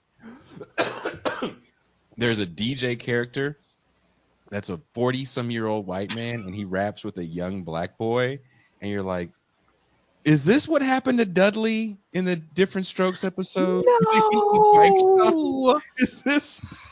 Don't say that about Dudley. Oh, that hurt my heart. Oh my God. You remember? Wow. You remember that episode? Yes, it was a very special episode. A very special Different Strokes. So I'm going to assume, okay, now the movie makes more sense. That's supposed to be Dudley, and that's the guy from the bike shop. And that's why that young black kid is with this 80-year-old white man playing in his dad's basement. Oh my gosh. Or they actually go playing in his basement. I can't. The movie, the comments, it's just I only saw like 10 minutes less. It's unbelievable, indescribable. This movie. Cause it's just so. I'm like, I don't know anyone like you. There's nothing like any of this. Unbelievable. Like the main character gets kicked out of his girlfriend's place because I guess he wants to be a rapper. I think That's a good reason to kick somebody out. like if you're not gonna be here and fucking not rap, like that's how you know your rap sucks. When your girl is like, look, dude, you got a choice to make. Either you can keep your good ass union job, or you can pretend to be a horrible rapper from 1984, even though it's 1992. But you can't do both. You can't answer both. You can't pray to both gods. So she kicks him out, and then she comes back later in the movie and then tells him that he could have come home whenever he wanted to because he's got a key still. It's okay. Like, how does that even work? I can come home whenever I want to. I still have a key. She was like, you still had a key? You could have came back. And then she yells at him and then looks at their son and goes, take a look at this man. This is the last time you're ever going to see your daddy again. And What? they leave. I'm like, damn. Who does that? I'm sure rough. somebody's done it, honestly. I mean, people do it, but there's a reason behind it. It's not because your dad sucks at rapping. This nigga is so whack, I can't have him be your daddy. It was really bad, though. What would you do? Like, you could never win a battle. Oh, man. People would just be like, hey, they wouldn't even have to make a rhyme. Like, didn't your girl tell your son that you ain't shit? Oh, my God. Don't let Pusha T get a hold of that story. Like, someone should reboot this movie, but in the DJ Vlad era. So My God. oh, she gets mad at him because apparently he's gallivanting with a rich white woman all over town. That's not the one from the concert. Oh, the one from the concert. Yeah, he starts dating her. Oh, my gosh. Well, she has a house. Just like Madonna. She has a house. She has a nice apartment. That's important. It is when you're a homeless, shitty rapper that literally makes songs about raping people. Yeah. Wow. Having a girlfriend with a home is going to be like, it's imperative to keeping a career afloat. We need an update to this movie. I mean, MC Light, keep in mind, MC Light is this dude's baby's mama. And he messed that up. How do you not go to? I'm having a hard time with this rhyme, baby. Right? Can you help me out with this? That's true. That's true. And he can never hit his punchline on the end on that downbeat. What's worse, Jason? Disorderlies or Fly By Night? Okay, a true story. Mm-hmm. I saw Disorderlies not in the theater, but I saw it on video. I would watch Disorderlies again. Yes. Yes. If you were like Jason, would you rather watch Rappin', starring Mario Van Peebles as John Rappin' or Fly By Night? I'd be like, I'd rather watch Rappin'. I'd rather watch Rappin' in like THX sound. Oh my gosh. I don't understand any. I was half asleep, and I would wake up just laughing. And I just remember waking up going, "Who does that?" The whole movie is Who Does That. The whole movie should be called "Who Does That." Who does that? And you know what fucked me up, Tucson? It's got over 1 million views. Sometimes I think people get a whiff of early 90s, late 80s. They're like, this is the real stuff. Like, it just has to have a veneer. And they're on it. They think Malibu's it's Most authentic. Wanted. I used to own Malibu's Most Wanted. I would rather watch Malibu's Most Wanted. Me too. Twice. Tougher Than Leather. Now we're getting to a point where I'm going to be like, oh, this is a little hard. But I will say this. This is where delirium truly set in for your boy. So because I'm watching, it's on YouTube. I watch it. I fall asleep on the couch. I wake up, and another hood movie is on that is equally as ridiculous. What is equally as ridiculous? I don't even know the name of it. It's just like another. It's like I don't even know. Same era, same ridiculousness. Wow. Fat Beach was my standard. It really was. Fat Beach is Fat Beach is classic cinema. It's yeah. Of The course, silly would movies, approve. but you know what I mean, like the silly movies with the stars. Mm-hmm. They're silly and they're bad, and then there'll be like one hot chick in it, and you're like, oh, okay, it's okay, I guess. The only thing that I would I would watch this movie over Soul Plane. Okay. Wait. Soul Plane made me mad. Fly by Night over Soul Plane? No. No. Yeah. Wow. That's heavy. Ivan is copying the comments. Ivan is hilarious. Are as Jason delved as deeply into Latino hood movies as Black hood movies? Well, Llanos, the answer is resounding. Fuck yeah. Was I at the theater the day Mi Vida Loca came out? Yup. Do I have an unhealthy crush on most of those actresses in that movie? Yup. My gosh. Yeah, I want to read this comment. This is from Ivan, copy and pasting. I was 13 when this came out and thought this movie was corny. Now I like watching it as a 40-year-old. And Ivan says, maybe we aren't mature enough yet. It's got to be something. Yeah. Yeah. Horrible. Llanos, I've watched every Latin hood movie. I watched the Zoot Suit play movie. I own the book is here somewhere. Zoot Suit. Definitely fascinated with all hood culture. Maybe because it's where I grew up, and it's just something about it reminds me of home, kind of, but not really.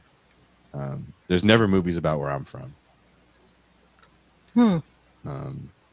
The Mac is Oakland, but I was born there, but I grew up in Richmond, California. There's a movie about Richmond, California, actually, but it's filmed in L.A. It's called Coach Carter. Oh. Denzel Stand and Washington. Deliver. I watch Stand and Deliver every time I can find it on TV. I love it's a good movie. Jaime Escalante. Again, Jason owns the Criterion collection of Blood In, Blood Out. Did you watch Money Train more than once for J-Lo? I wasn't really all that like juiced off J-Lo. My first wife kind of reminded me of J-Lo, but like shorter. So I felt like I had J-Lo. I was living out my Sean Combs fantasy. Oh dear. Is it as bad as Gods and Generals? I don't know that movie. I've never seen that. But Blood In, Blood Out is a fucking amazing movie, and I cry at the end every time. Wow. You're a passionate man. Right? I think it's a great film. How many times have I been married? Twice. Married twice. That's a real answer. Sometimes I lie about the things I say on this show, and sometimes I don't. And you already know how many kids he has. Right? You guys say I have 27. You will never know the real number because I don't talk about the secret child. The John McCain secret child.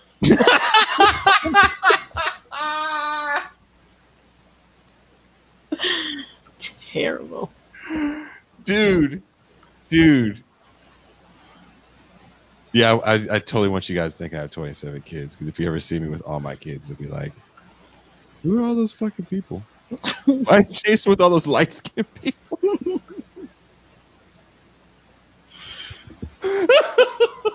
Gosh. I just want to highlight a comment that Strom made a while ago. Mhm. I haven't been able to get it out of my mind. Strom says that he's been told that he looks like a white Cat Williams. Who says that?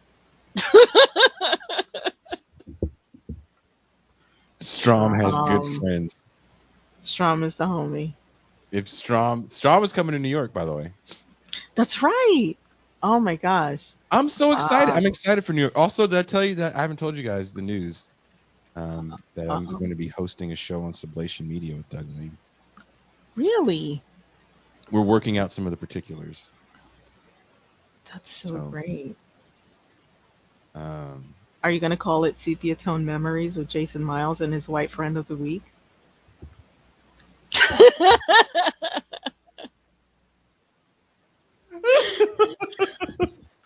Sponsored by Polaroid, ColecoVision, 8-track tape players, are us. Yeah, I got it. I have I all the watch marketing hood worked movies with out. like Robin Gibb. You know what? You know how bad it is with hood movies I watch? I'll watch the religious hood movies. Religious movies? Oh yeah. Do you watch African movies? Like No. I draw the line. Like uh, stop. no Nollywood? Oh, my dad was trying to get me into it, and I was just like, If someone showed one to me and it was like ridiculous, I'd totally watch something ridiculous. Because sometimes I'm in a mood when we're done with this show to do ridiculous shit. Like I feel kind of bad that the recap, like this is what the champagne room is usually like. this is true. This is 100%. Hey, if you're enjoying this and you're not a patron, it is pretty much like this. Sometimes Pascal sings. He does. He does. That poor man is actually like legitimately tired. Because this extra show is always kind of like heavy lifting. But I think I will be turning this Open Wednesday into like a movie show of some kind. Okay. Maybe not like what Forrest does on Movie Night Extravaganza. I can't even talk. But it's not going to be Fly By Night. It might be. We might do. We might need to. Yes, there's calls in the champagne room. The champagne room is all calls now. Yep. I have seen Bulletproof that Ernest Dickerson did, Patrick. Last Boy Scout. I don't know if you call that a hood movie. I've seen my fair share of Tyler Perry movies.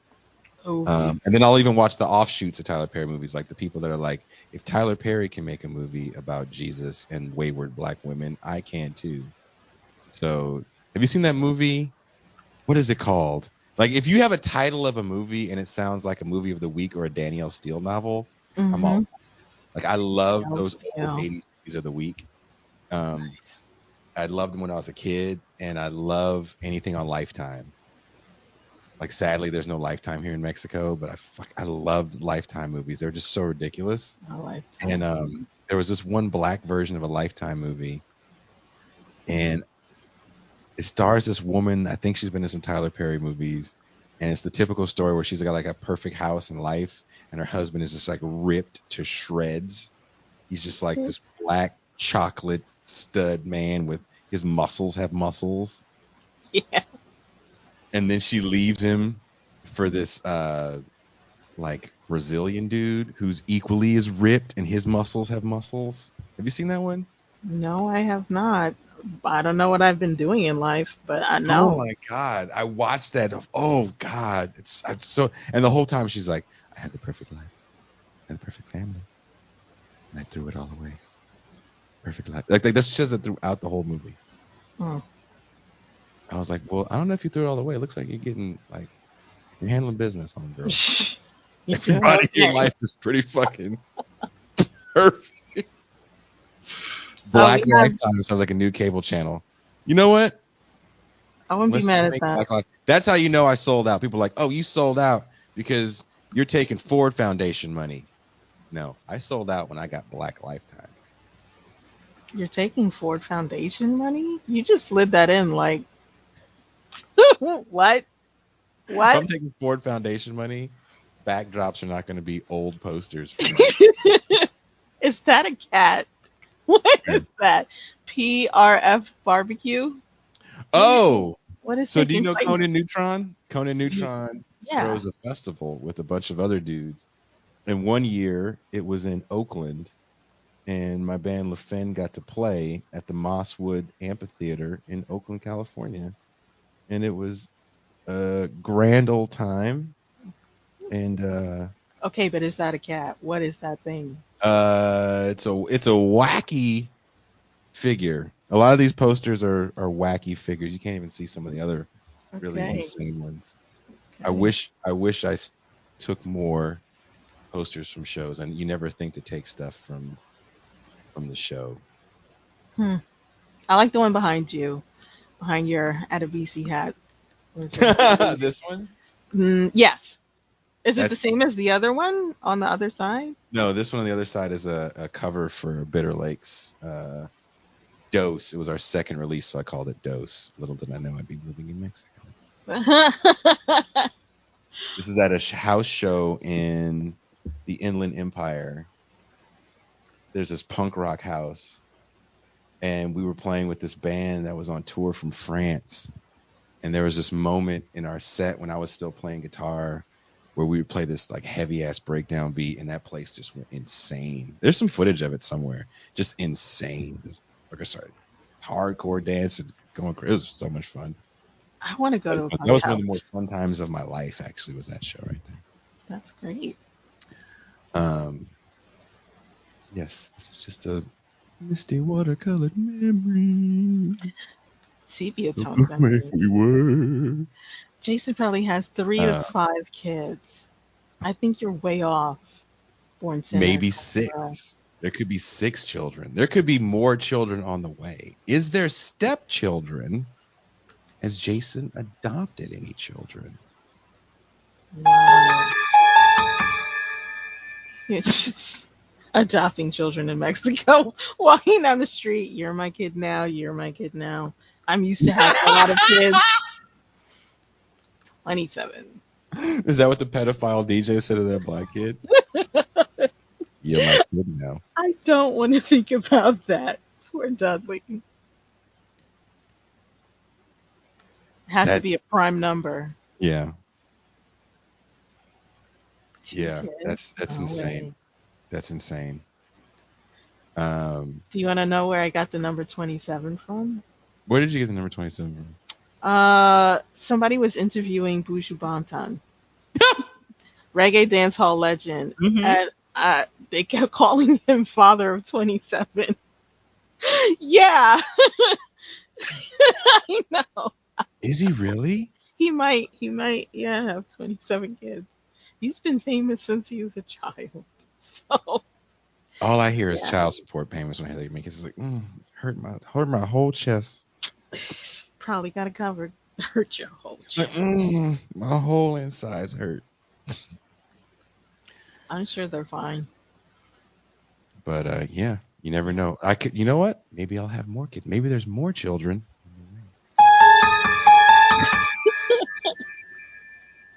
There's still time. There's still time. I was like, changing diapers at 40 is fun. Fun. I didn't say that. No one says that. On that note, Yes, it's getting late. it is. I have a long drive tomorrow after the show. Tomorrow. Oh, okay. I thought it was tonight and we were making you late. No. I got confused. I wanted to take off tonight, but I'm doing the Thursday show. Did I sleep with a white lady in Canada in '94? Wow. Specific. No, I didn't. I was 16. No, I did not. God, there's so much I want to divulge. Don't And this do is why that. these late night streams for me are horrible, because ultimately I'm in a room alone, right? True. So I don't think that this is the internet. I'm like talking to people and I'm interacting with you, and I can say things And then after I say them, I'm like, holy shit, I actually said that.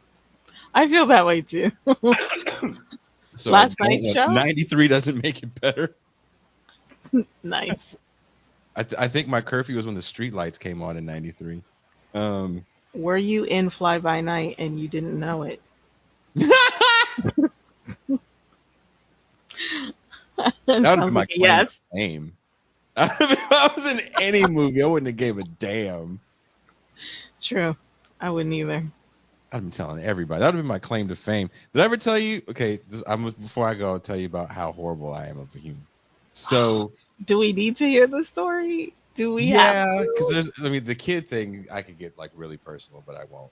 But I will get personal if this is a true story. I think I've said this before, but probably in the champagne room. The biggest show I ever played was in 1996. Well, at that time, it was in 1996. I played bigger shows since hindsight. At a place called the Phoenix Theater. It's in Petaluma, California. And have you ever heard of the rapper Mac Dre? Mm-hmm. Rest in peace, Mac Dre. Rest in peace, Mac Dre. It was Mac Dre's first show out of prison. Okay. So our major radio station sponsored it, and me and Coach Will and another gentleman, I won't name him, so he can, if he doesn't want to be named, I haven't talked to him in a few years. We were in a rap group, and we were going to open the show. We opened the show, and everyone was there. It wasn't like people came late. No. Mm-hmm. No. These motherfuckers all showed up on time. And it was packed. And I got my pants pulled down and they were trying to tear them off. I was 18 years old. And so I walked to a certain part of the stage and we weren't Mac Dre. So people were like, boo. And these girls were in the front. They were going, Mac Dre, Mac Dre. And I was trying to be diplomatic. Oh, what did you do? Because that's what you do when you're on stage with a microphone. You're like, well, we can't give you Mac Dre now, but let's see what we can do here. Okay. So I walk over to this gaggle of very animated young ladies, and I said, "Excuse me, homegirl. Let us do this one song for you, and you can get all the Mac Dre you want." And her crew looked up at me, and she said, and I'll never forget this because this is the first time in my young life I was legitimately frightened. She said, "Fuck that. We want you." I went, huh? And they just started grabbing me. Wow. Pulling my pants off. My pants are all coming down. The Nation of Islam is security. So the Nation of Islam grabs them. Oh, they're good at security. In typical Nation of Islam fashion, they chastised them after they're like, "You young ladies need to get your lives right." That is awesome. Oh my gosh, that's fantastic. So I walk to stage right, and there's women in the front, stage right as well. And I walk over there, and they go, "It's not going to get better for you over here either." Alrighty. Shit. So the other black dude in the group looks at me. He's like, "Man, quit talking, dude. Just like cue the music, right? Cue the beat, whatever you say when you're trying to be cool." And the beat comes on, and the people stop booing, and we're rapping, and we're doing our thing, and it's really cool. And I thought I was going to stand on a monitor because I had like the last verse, right? I like ended the song. So I'm like standing on a monitor and rapping, and the monitor fell underneath me. So it looked like I was stage diving. Okay. So everybody went crazy, like, whoa!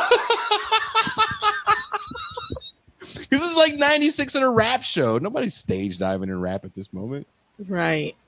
So as I'm diving accidentally, my boy, who's a much larger man, grabbed me by my nylon Adidas jacket because that's what we were all wearing. Oh. And he kind of is holding me, so I'm like suspended over the crowd doing the thing, and then he like yanked me back up on stage. People were like, ah! And we like patted ourselves on the back for a while, and then we went backstage.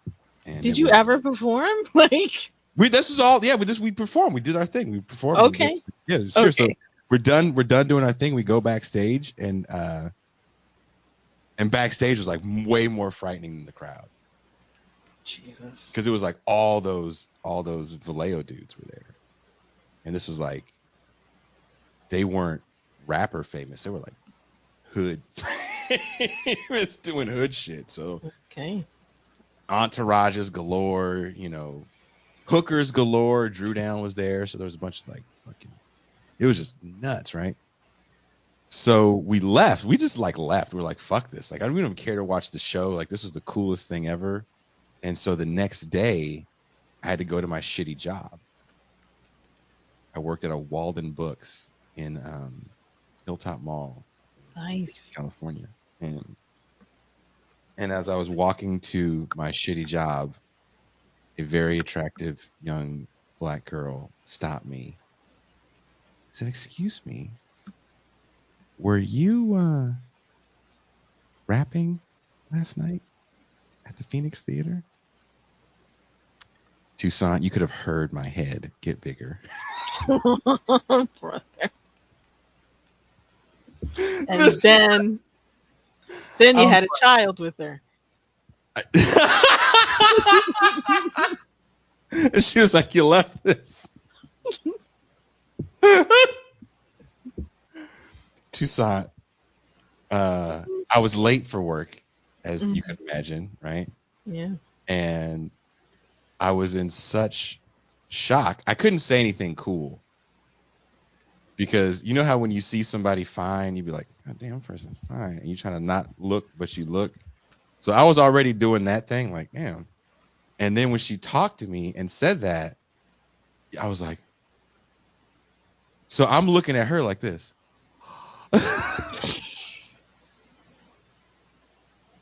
Which is probably not the right reaction when you're trying to be cool. Sounds right. And at some point it hits me that I'm supposed to be cool. So I probably shouldn't have a day job if I'm cool. Uh-oh. So I was like, "I'm late for work." And I ran to work. And then all I was thinking about was like, damn, I should go back and say something because she recognized me. But first impressions are cool, like are key. You can't come back and be cool after you ran just away. Stared at somebody that asked you a question and then you told me you were late for work. So like I go back multiple times during the day and try to like walk by and like wave. She was there? She worked there. She worked at JCPenney. Oh. And she was like, "Oh, hey, you're the guy from that show." And I was supposed to be like, "Yeah," and I keep walking, but instead I was like, ridiculous. Like a slack-jawed fucking idiot. And I went back and I tried to be like, I just, I work because, I just want to get a discount on books. Wow. That could work, but maybe not after what you did before. It doesn't. It doesn't work. You gotta tell them you're a hand model. People don't really even know what that is, and if your hands are nice enough, you can get away with it. I'm not an eloquent man. I may not be a smart man. That is a true story. Oh, Jason. I thought for sure it was going to end with you having kids. No. Some kid somewhere. No, that young lady started to hide from me because she was like, "There's some dude." Okay. Okay. Probably a good idea on her part. Will you notice me, please?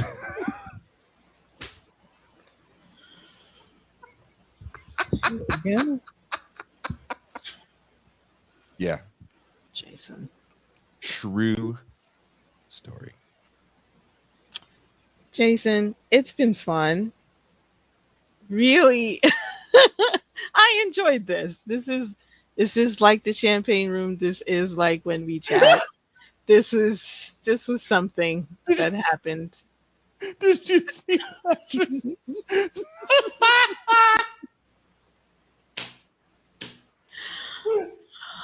Where was he when you needed him to tell you to say that? I needed anybody. I needed anybody. And my dad could have helped me out. Anybody. Yeah. Ivan says, don't make a habit of talking about your L's. You know what, Ivan? I try to be as honest as possible with these stories, and that definitely is a true fucking story. It kind of started with a W and then went to a very deep personal Oh L. man, that was like that's when I knew I'm not a good star. I'm not gonna make a good celebrity. You're supposed to practice and you didn't.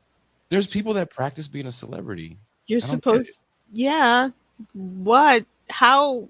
You think you could just make music? Yeah, I don't get it. yeah. I thought I was just gonna make music and then like live my life. No, that's not how that goes At all. at all. At all.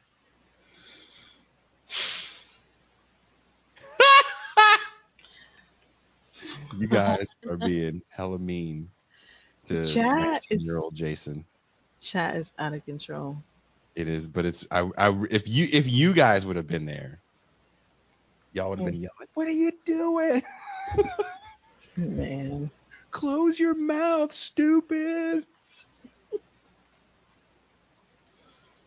we've been like, look, this is the most. This guy he's gonna be in the future the most fertile man in podcasting.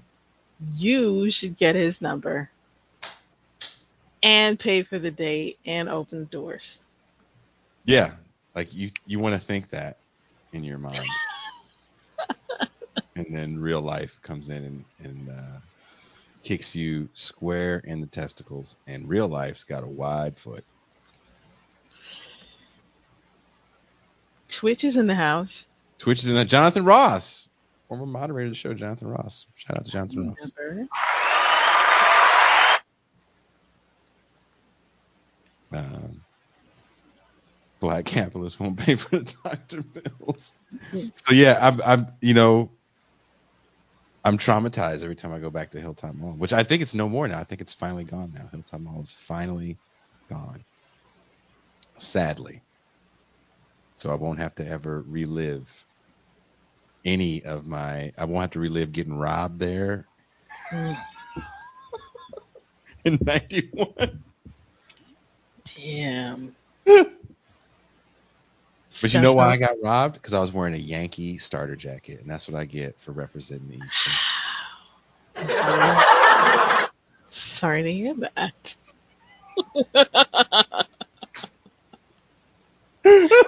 You don't think we were tired of Raiders hats being cool? Oh, that was cool in New York. No.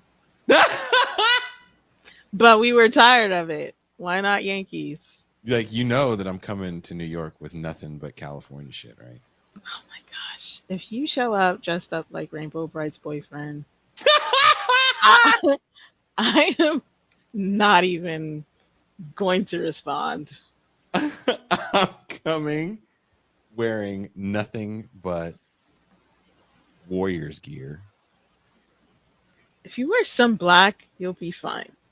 No, I'm wearing blue and yellow.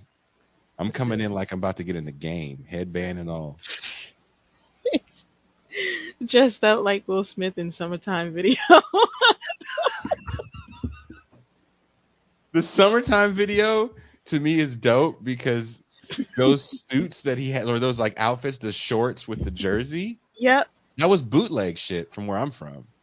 I'm sure it was Nice. bootleg shit where you're from. I don't know. You had to go to the bootleg spot to get that stuff. I mean, we had plenty of those. But So, I couldn't spot it. I'm too young for that. oh, people want me to wear the night poncho, Bronco night poncho and That's stuff. right. The poncho. You're not getting the night poncho. That does not leave Mexico. I want one. A night poncho? Who's your team? It has teams on it. Mine does. There's ones that are like regular ponchos, but I mean, why would you want to get a regular one? You can get one represent your where you from. The regular ones are solid colors, just like plain. No, they have like a design. Exactly. It's Yeah. Mexico. So there's like a black one. There's a blue one. There's a red one. I need pictures. What? I need pictures. I'm a visual person. Picture. Okay, I'm just gonna get you a poncho. I'll get you a poncho. Yeah. So would you wear a Raiders poncho? Oh man. Out here, I don't know. I don't I don't know. I've never not looked like I was from New York. I think that's a lot of not. No. Dr. Claw, I just want you to know I agree with you. Bond should be in the Hall of Fame, and I'm wearing my Giants hat and a Warriors basketball jersey. And My lord. what else can I wear? Oakland Invaders sweatpants, Wow. San No, Jose Sharks shoes. no boat shoes. I'm gonna be as bayed out as you could possibly be. It's a lot. So, Rainbow Bright's boyfriend. are you ready for this, Toussaint? No, not Aw. at all. Isn't it hot there in New York right now? Yes. Okay. When it's hot in New York City, it's humid. Well, we were So, trying to book this before the humidity kicks in. So, is it humid right now? oh, a little bit. Is it indoor or outdoor? Outdoor. That's what I thought. Or both. It's both. It's both. Oh, Yeah. well, we get to roam freely. That's good. Ivan says Chappelle is in that movie. I didn't see Chappelle in that movie. If Chappelle is in that movie, he must have a very small part, or you're confusing that evil rapper for Chappelle that loves rapping about raping people. No. So Chappelle would have to be at the end, the part you didn't see yet.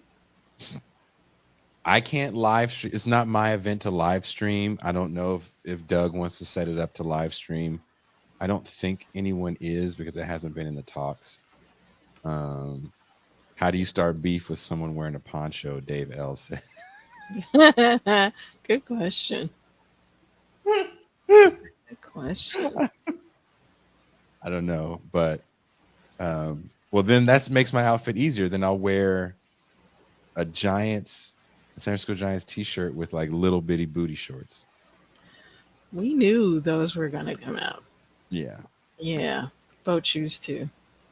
Like cut just short enough that if I moved wrong way, sausage. Yeah, I've seen it. I've seen it done. Oh, I shouldn't have said that. Phrasing. I've seen it done on the subway. I've seen dudes dressed like that on the subway. That's what I. Let's end the I was stream. like, you weren't at the show that we did in Manhattan. Oh my gosh. How did I say that? You weren't there. I had those shorts on at the Manhattan show. Jason. I don't even know what that is. Okay, Toussaint, why are we still on air? I don't, you know what it is? We talk after the streams and then we just kind of slid into this. So, Yeah. And Let's- you know what? Unlike Jean Bajlan, I'm going to hit in stream. Yes. Last week, I'm so glad that people didn't get a real dose of what's said. Hot mic, hot mic. Expletive, expletive, expletive, expletive. That was fun though. Everyone was freaking out in the chat. I just looked up. I was like, what the fuck? Because my landlord actually had you can probably, I think I talk about it, knocked on my door to tell me that, oh, here's your new lease. Yes. Yes. And then she apologized for the water being shut off, and then told me if I needed to take a shower, I could at their house. And that's I all was it like, took how for the fuck do you have Gene. water? And that's all it took for Gene to have his boomer moment. That Jesus. was Well, on that fun. note, thank you guys for hanging out with us Yes. for 2 hours and 10 minutes. Please, I'm Wow. being totally serious. Please go watch the latest video essay. Let me know what you think. Mhm. Leave comments, Leave comments, share, like. all that. June 26th, me and Pascal, Kuba, Doug Lane, Ben Burgess, Margaret Kimberly, Norman Finkelstein. We're going to be in Project Parlor in Brooklyn, 3 p.m. to 10 p.m. What else? What else? What Patreon. else? Patreon. Yeah, go Become there. you can join us for champagne hours, which are like this, It's like but this, but you can call worse. in and do this with us. That's true. That's true. I'm going to hang up this. I'm going to end this stream now so I can call a single mom and see if her kids are out of town. Yeah, watch the rest. All right. The most fertile man in podcasting. Are your kids going to? Oh, cool. You're going to be able. Okay. Jesus. Have a good night. And good night to the chat. And what do you say, Toussaint? Oh, God bless and good night. Thanks for Peace. coming out.